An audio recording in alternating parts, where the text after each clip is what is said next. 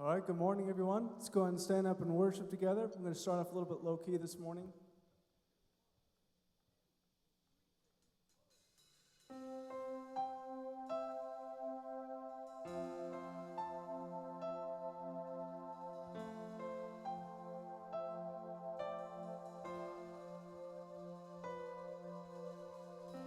Spirit of the living God, Spirit of the living God, we only want to hear your voice.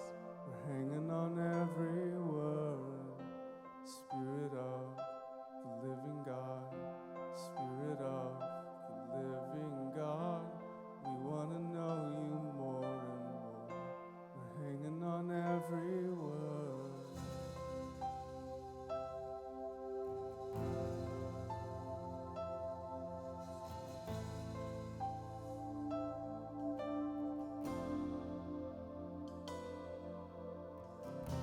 Spirit of the living God, Spirit of the living God, we only want to hear your voice. Everything else can wait. Spirit of the living God, Spirit of the living God, we want to know you more and more. We're hanging on every word. 'Cause when you speak, when you move, when you do what only you can do, changes us, changes what we see, what we see. When you come in the room, when you do what only you can do, changes us, changes what we see, and what we see.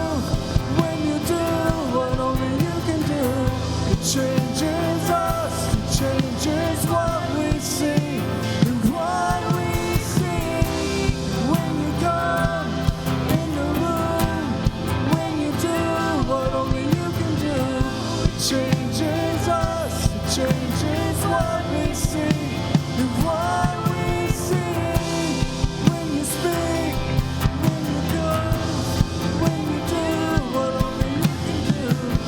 changes us, changes what we see, and what we see. Come in the room when you do what only you can do. Changes us, changes what we see, and what we see.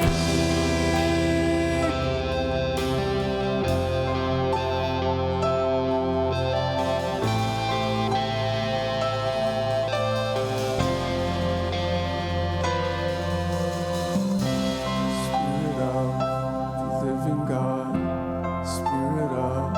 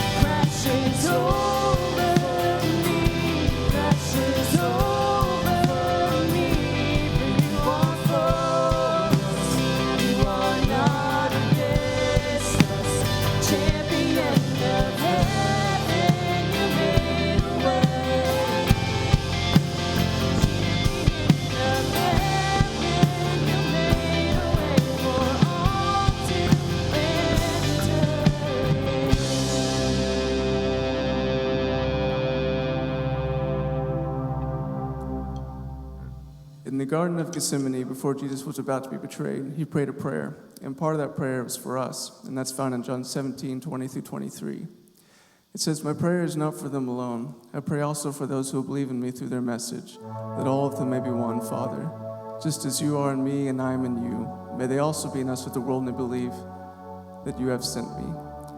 I have given them the glory that you gave me, that they may be one as we are one, I and them and you and me, so that they may be brought to complete unity.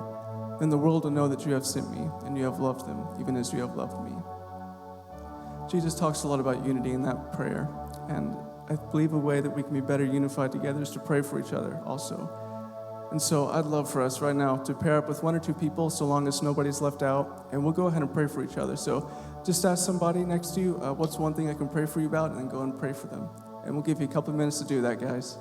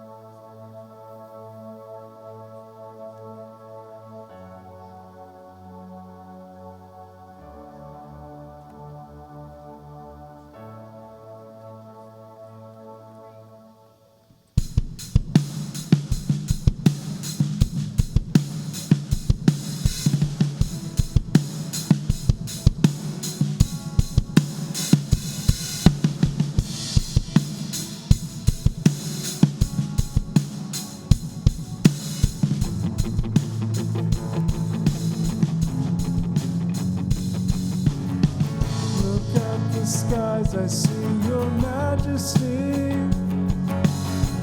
Your glory shines for all the world to see. salvation rise. Your voice like thunder calls the dead to life. Our great God, a mighty warrior. Our great God, you go before us. Our great God is on our side.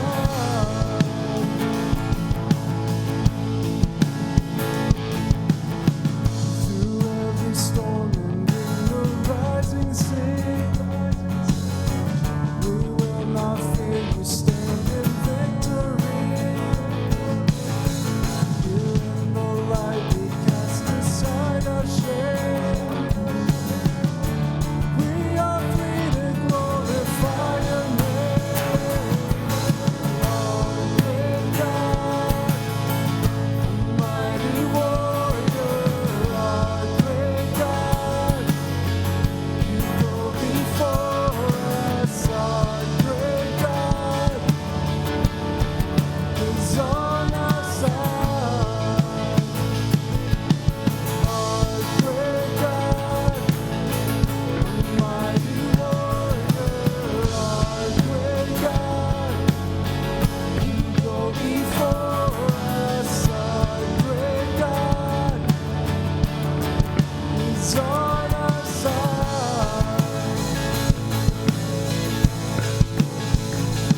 If it wasn't for Jesus, we'd still be all alone.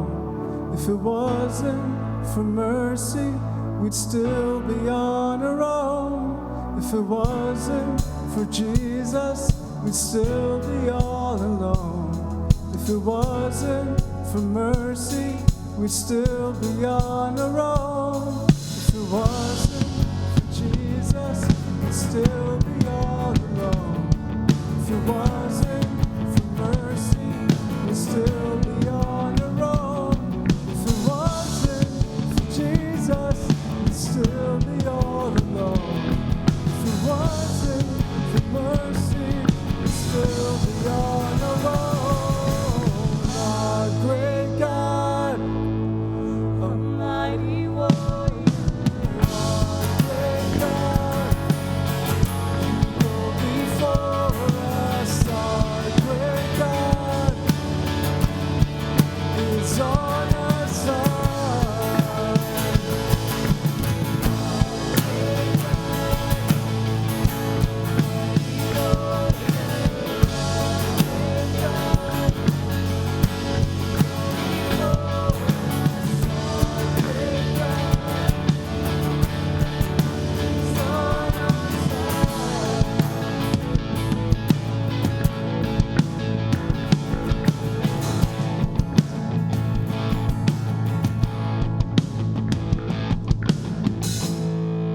Father, thank you so much for everything. Thank you so much for this morning, for this time of prayer, and for loving us so deeply, Lord. Please prepare our hearts to hear from the speaker today. It's in Jesus' name I pray. Amen.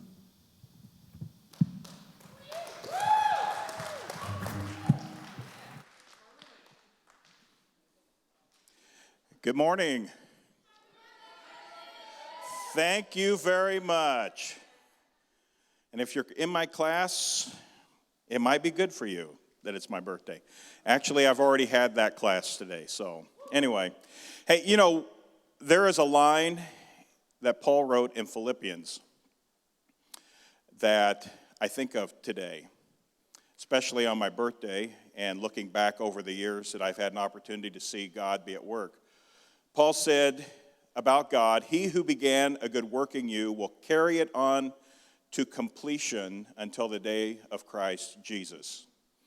You know, one of the wonderful things about being a person my age, and there aren't many wonderful things about that, but this one thing I can tell you for sure is that we have the perspective of seeing God work over the course of many, many, many years. And that is very encouraging. You know, that's one thing that only time can bring to you as students. You know, that well of experience isn't deep yet, but it will be. And God will work, and That's another thing that's wonderful about this season of life, is anticipating all those things that God is going to do in and through you in the days ahead. Some of them we'll get to see, and some of them will happen after we're dead and gone. But it's something that brings us hope and meaning for our work here at the college, I know. Well, our speaker this morning, his name is Jeff Kraft. He's here with his wife, Alicia. I've known Jeff since he was 13 years old. I wish I could tell you that I've only known him for 10 years, but I've known him for 37 years. And I found out what's worse than being 59 on a birthday. It's finding out a junior high kid in your youth group is almost 50 years old. That is pretty depressing. Except for this wonderful thing. Jeff and Alicia are faithfully serving the Lord at Northwest Christian Church. You know, on the part of Jeff, at least, I don't know a whole lot about Alicia's growing up years, but I was a part of Jeff's, and we went to Council Bluffs right out of Bible college and First Ministry, and it was just really cool that just down the hill from the house that we lived in was Jeff's family. His parents, Harley and Ruth, were like substitute parents for Marcia and me because we were away from our own families. And their family became our family. And that's just one of the wonderful, rich blessings about located church ministry that we don't talk a lot about, but I think the relationships are really the best part of the whole deal. It was a privilege to hang out with Jeff many, many years ago. It's been cool to see how God has been at work in his life and then bringing them together and now ministering in this church. And they're in a new season now for them personally. Not too long ago, Alicia received a diagnosis of cancer, and she's beginning chemo on Monday. So I just encourage you, we're not going to take time to pray right now. I don't want to take away from Jeff's time, but I would just encourage you to remember them in prayer. You know, that's another part of ministry, is walking through our own season, which requires faith and trust in God and support from the community, and at the same time providing that for those that we're ministering to. That's the season they find themselves in. I love them. I respect them. I'm glad they're here on campus. Would you welcome Jeff and Alicia Kraft?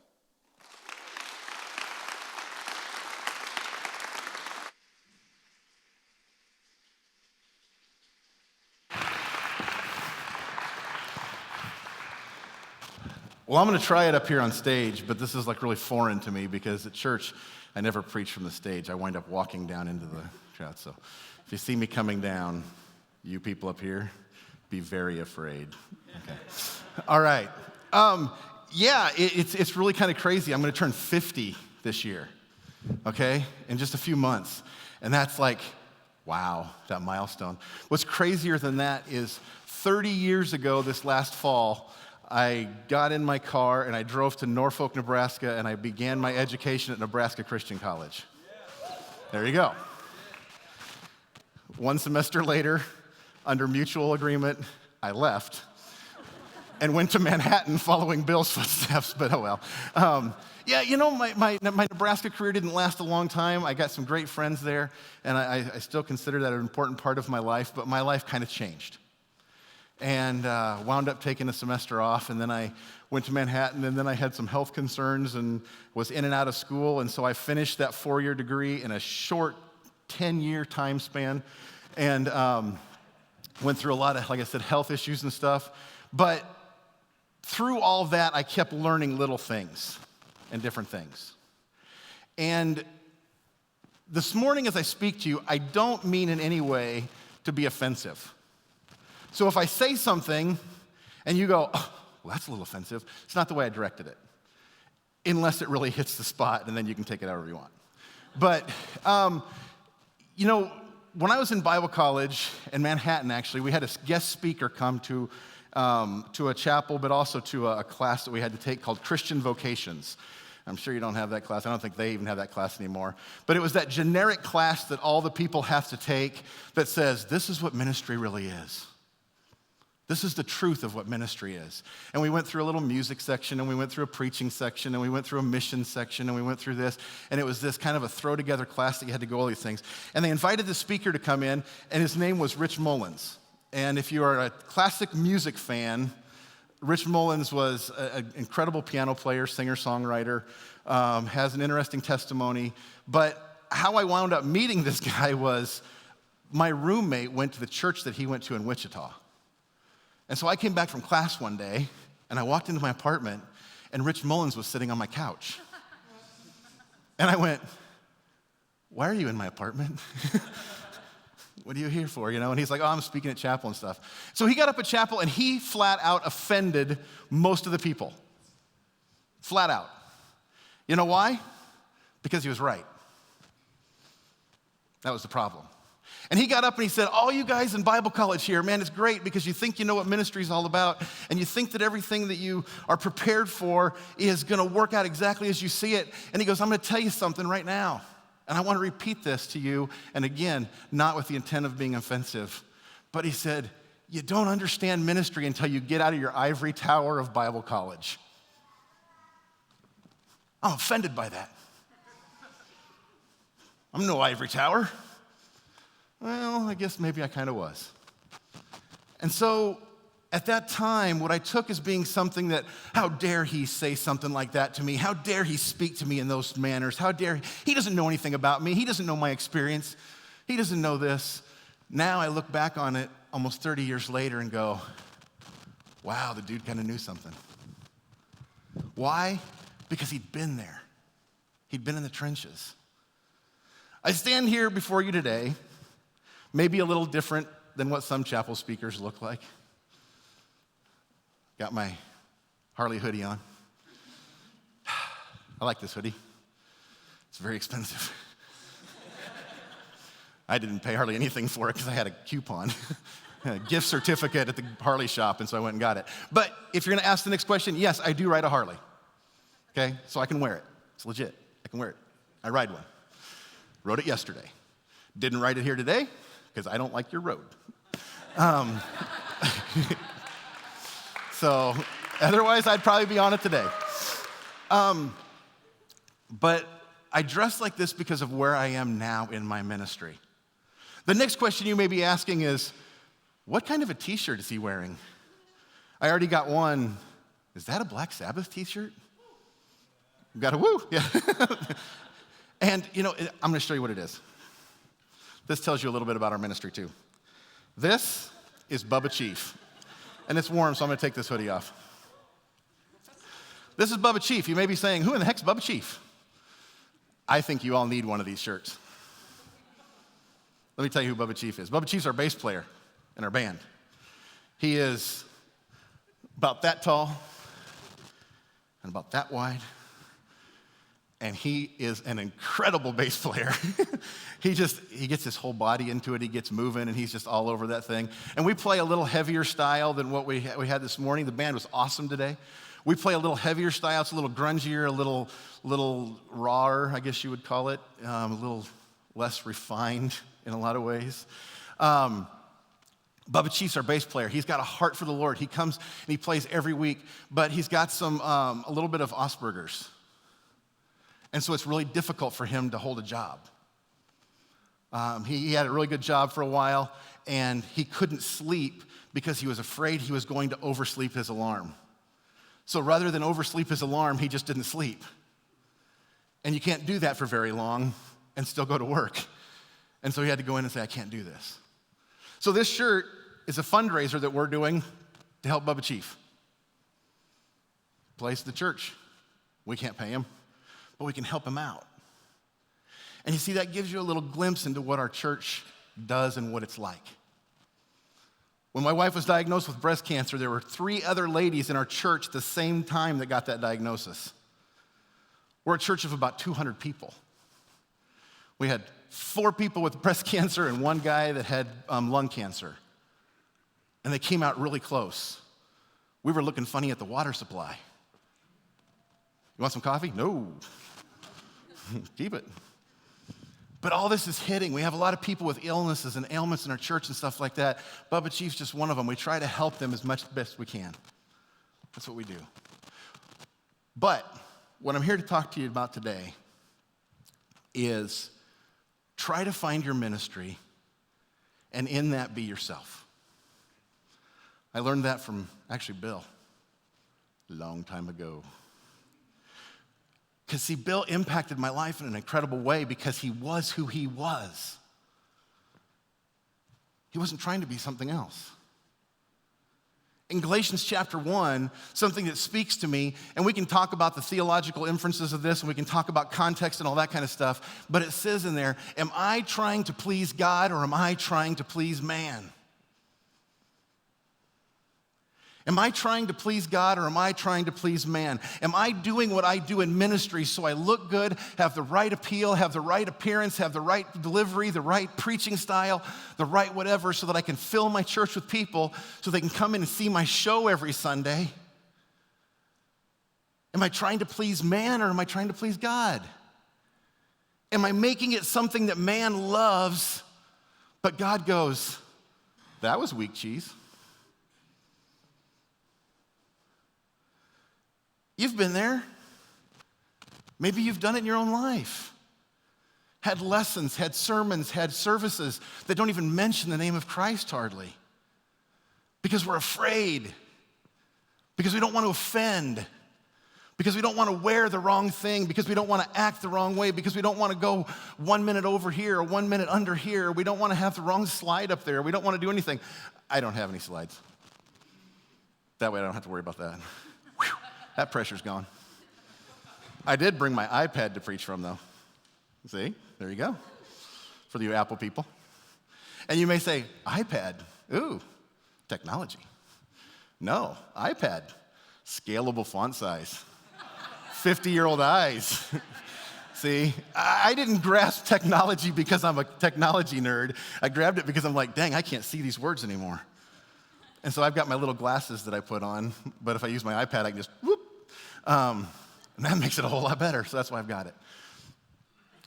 But I want to encourage you to look at your ministry and say, who am I really trying to please? What am I really trying to focus on?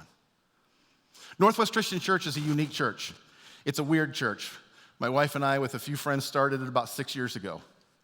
And we started it on, anybody in here studied church growth or church planting? Any missional people and stuff like that? Okay. We started it on a holiday weekend in the middle of the summer.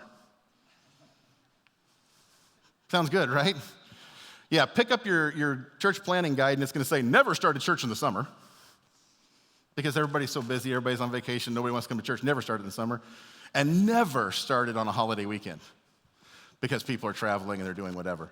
So we picked the weekend of July 4th. And we started this church.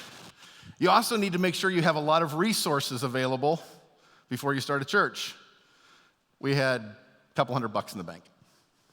We went, we're going to start a church.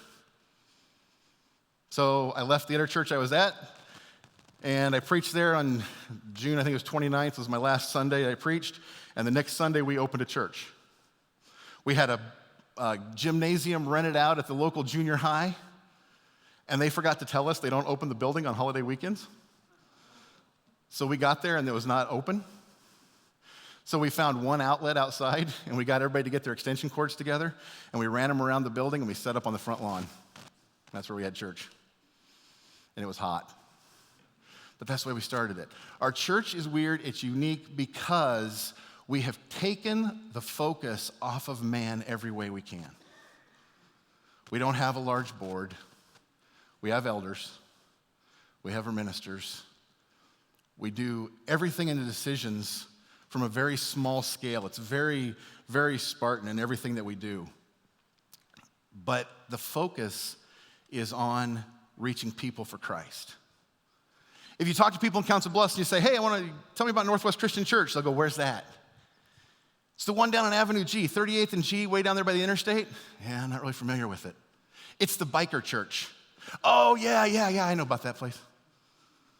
People know us as the biker church, which is funny because the only reason they know us as that is because we have some people that ride motorcycles there. We have 4 services on Sunday morning. Our 8 o'clock service is traditional. Piano, hymnals, the whole 9 yards. 80-year-old ladies singing their hymns to the top of their voice. It's awesome. That's what we start out our service with.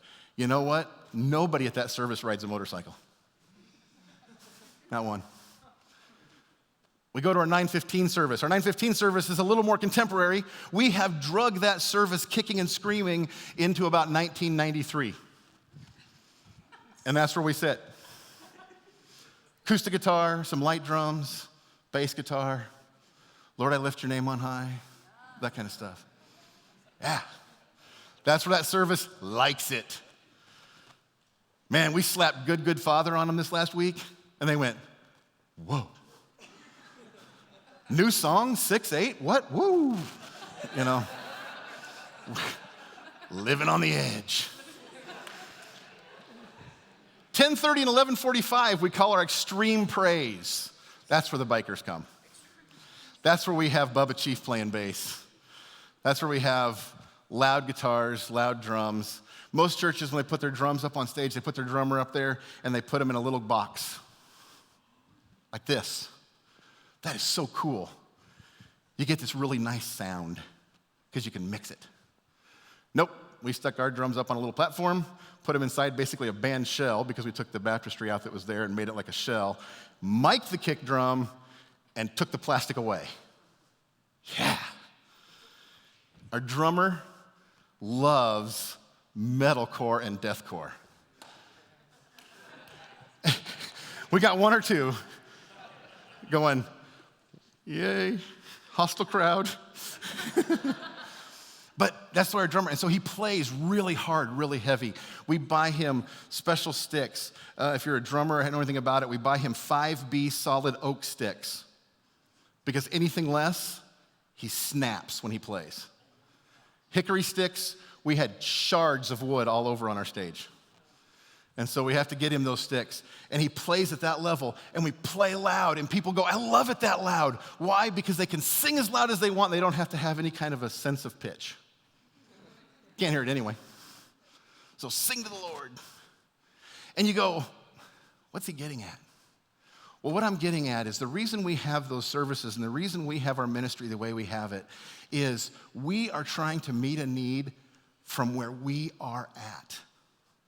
Not necessarily where they are at, because we found if we work in our giftedness, if we work in our comfort zone, there are plenty of people there waiting to hear the gospel of Jesus Christ.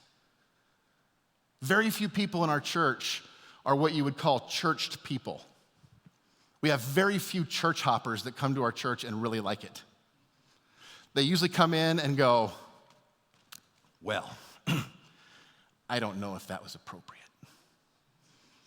Or, that was a little loud for my taste. And we say, well, that's why we have earplugs at the soundboard. We got a little announcement in the bulletin.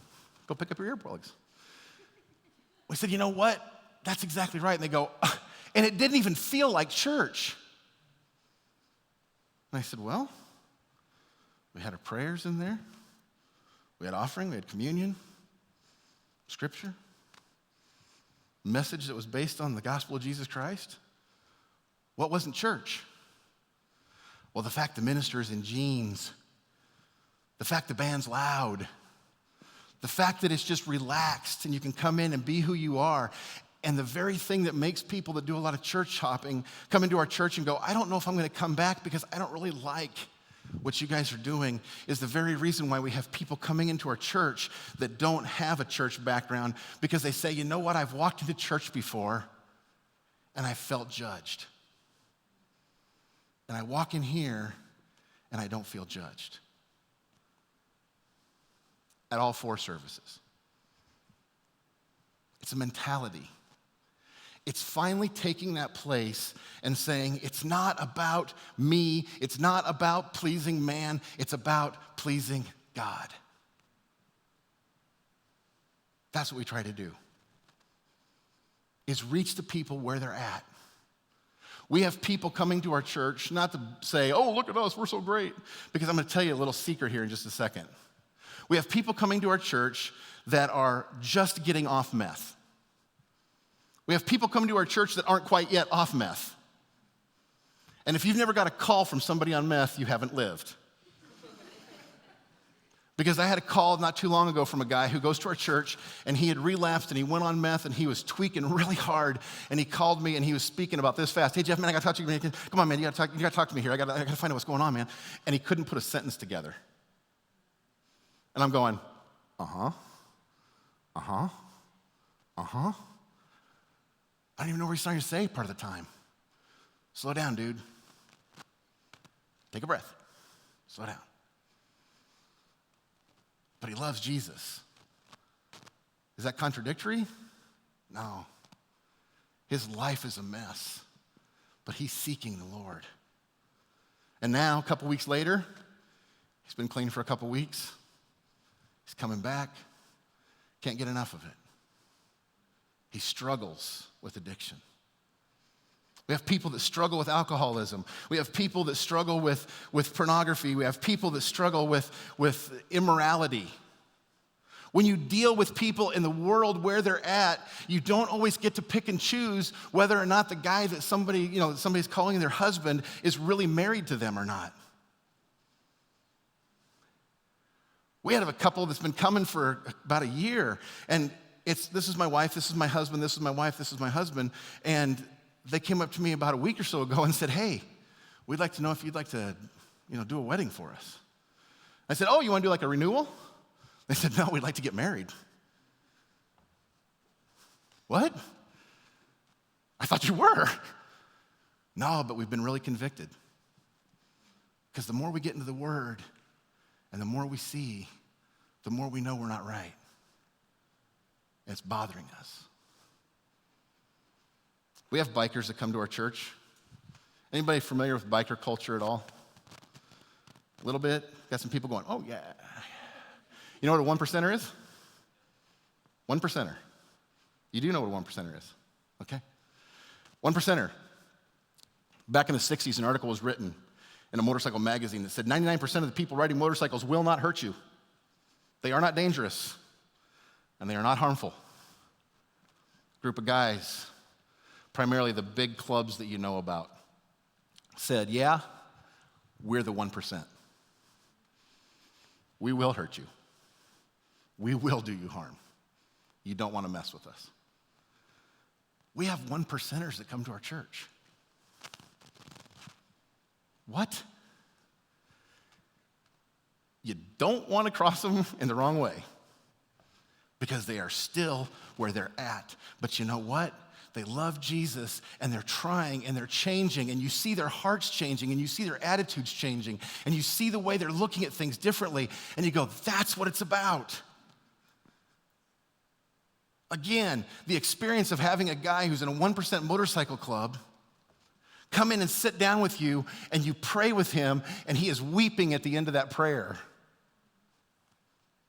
That's pretty cool. One guy from a club came in, and he said, I'm here to check this out, because he was kind of told he had to be there. See, his boss came to our church. And he told him, you need to get your life together. Basically, come to church with me. He said, okay, I'll be there. So he shows up to church, he sits down, he goes, I don't really want to be here. He said, I don't like church. I've been to church before, and you know what? All they did was just pick on me, basically. He said, I walked in the door, and the minister walked up to him, shook his wife's hand and his in-laws' hands, and he was wearing his cut, his colors of his club. And the minister looked right at him, and he goes, when are you going to get your life together? And the guy said, I nicely jumped up from my seat, told him, F you, in the middle of church, walked to the back, kicked open the doors, and walked out. He said, last church I have ever been in, last church I planned on being in. And now I'm here. He sat through the service. He's not a regular attender. He hasn't come back except for maybe once or twice. But when he left, he goes, you know what? I felt at home here. It felt good.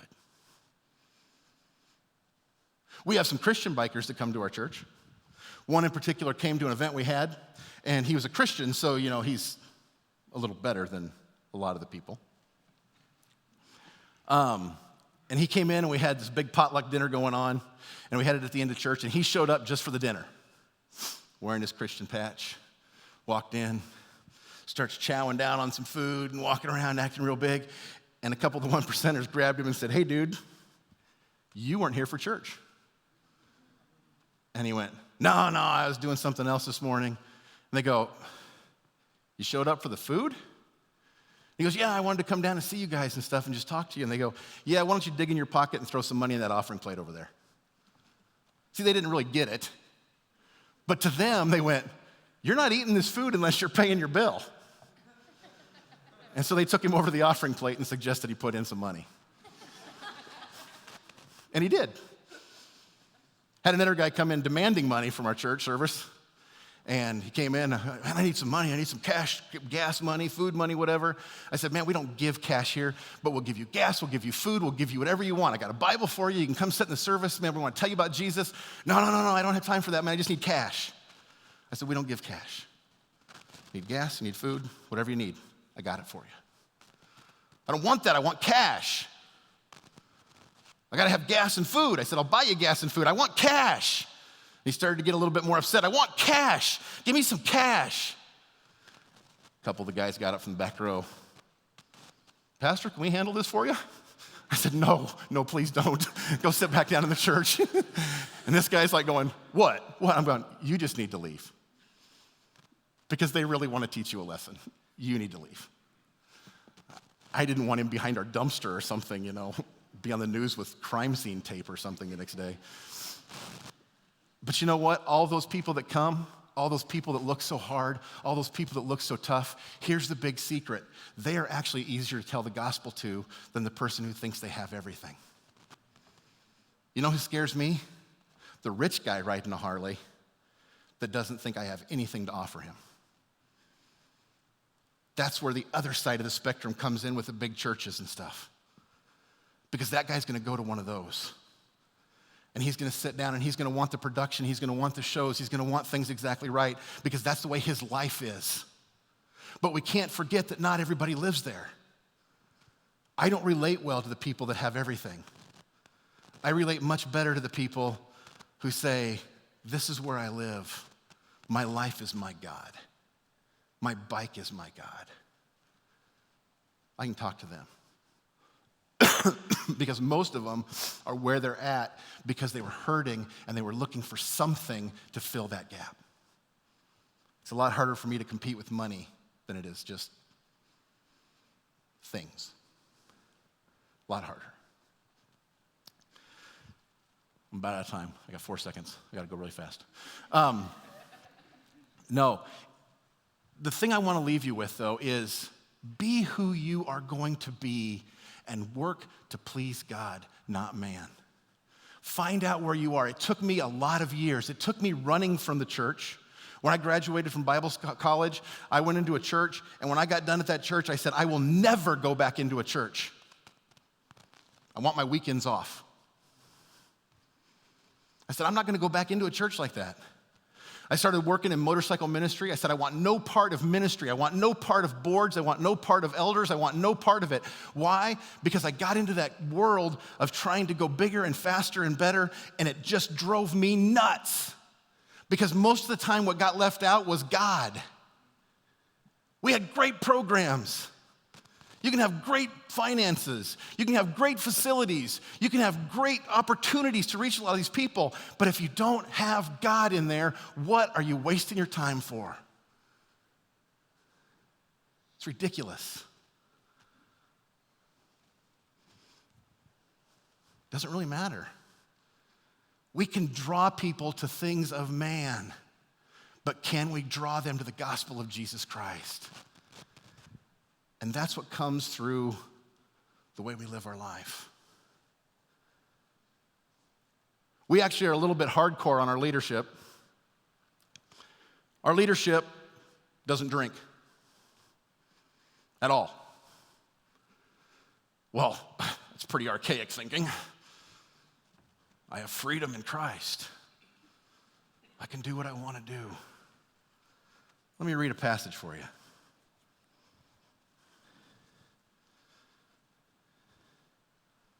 And it doesn't just apply to drinking. It applies to a lot of things in our lives. In 1 Corinthians chapter 8, it says, but not everyone possesses this knowledge. He's talking to people who have the knowledge of Jesus Christ, who have the knowledge to know that the meat sacrificed to idols and the meat sacrificed in these pagan temples means nothing at all because there is no God in there. Those idols are nothing. They mean nothing to me. I don't worship them. I don't recognize them. There's one true God. I have that knowledge. I have my freedom in Christ. It says, but not everyone has this knowledge. Some people are still accustomed to idols that when they eat sacrificial food, they think of it as having been sacrificed to a god. And since their conscience is weak, it is defiled. But food does not bring us near to God. We are no worse if we do not eat and no better if we do. Be careful, however. This is the part I want you to hear. Be careful, however, that the exercise of your rights does not become a stumbling block to the weak.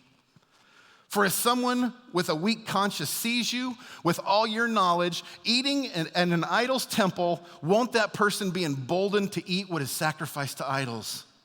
So this weak brother or sister for whom Christ died is destroyed by your knowledge. When you sin against them in this way and wound their weak conscience, you sin against Christ. Therefore, if what I eat causes my brother or sister to fall into sin, I will never eat meat again so that I will not cause them to fall. Now, here we go. What does it have to do with it? Find your ministry where you fit. Do not be pigeonholed into something that you are not prepared to do because you think it's the right thing to do. I cannot tell you how many people have asked me through the years, when are you going to become a real minister? What? When are you going to get into a church of 1,000 people and start wearing decent clothes? Start driving a nice car? Start living in a better house? When are you going to become a real minister? I said, I don't know. I thought I was. You see, this is where God has planted me. I finally found my place where I'm comfortable. I found the place where I can talk about Jesus in season, out of season, whatever it is. I can be there talking to him. I ride my motorcycle. I go to some of the clubhouses of those clubs that we were talking about a little bit ago. I go and sit in those clubhouses and talk to those guys. Not once do I ever drink a can of beer or drink a mixed drink. It has been 27 years at least since I have touched a drop of alcohol. 27 years. Why? Because the people that I am dealing with, the people that I am working with, the people that are coming in off the streets, the people that are coming in from other places in life that are struggling with those issues do not want to see me do that. Oh, but it'll help me connect with them. We'll have a better impact on their life because they'll be able to relate to me. Wrong. You know why they feel like they can relate to you better?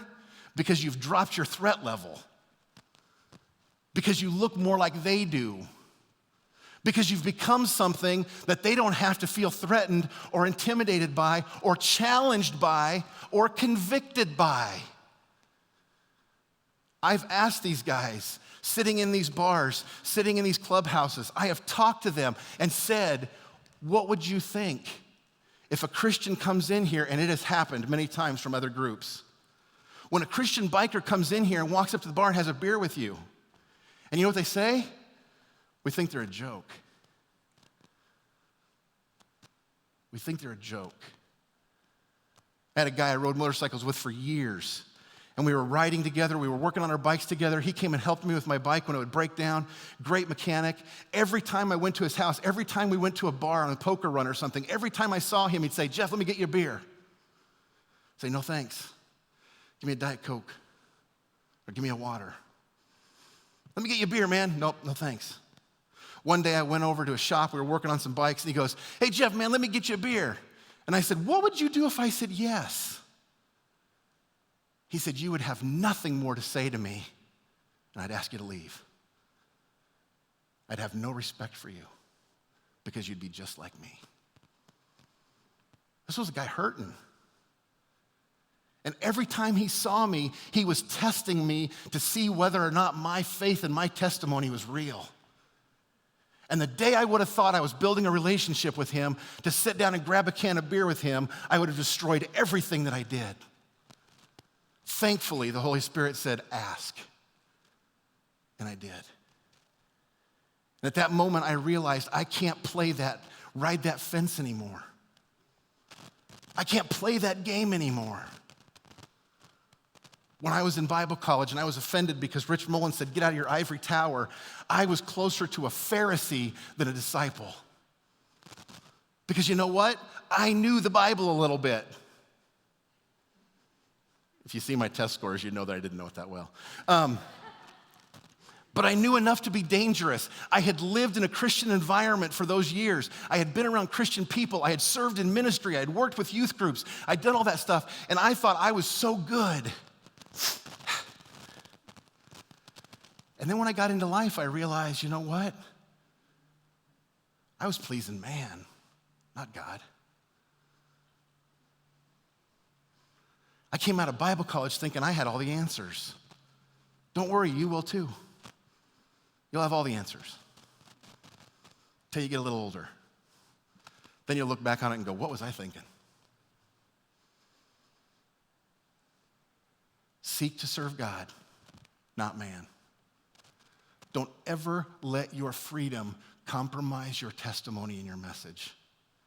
Don't ever let your freedom destroy the gospel of Jesus Christ. You know what? I still eat meat. Paul's got me there. But there's a lot of other things I don't do in my life. I watch my language. You'd be hard-pressed to find a 4-letter word come out of my mouth. I don't drink. I don't do the things that I sometimes used to do and call it freedom. Instead, I try to stand firm, knowing that, you know what? Every moment of my life, somebody could be looking at me and saying, I want to see if this Christian's for real.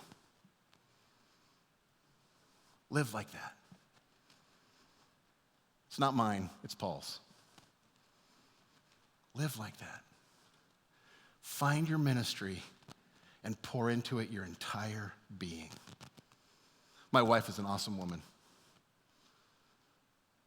Our greatest connection in our life is our relationship with God and our ministry. We found where we fit. We pour into it our entire being. Our daughter, she can knock you out physically. No. We do martial arts in our family too, but that's a different story, different time. Pursue righteousness. Pursue reality. Be who you want to be. Do it in God. Bill?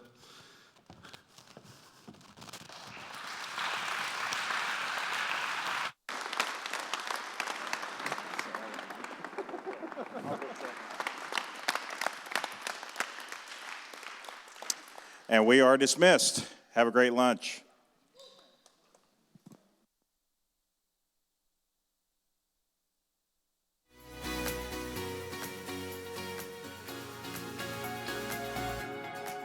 Cause you're a sky full of stars. I wanna die in your arms. Oh, oh. 'Cause you get lost.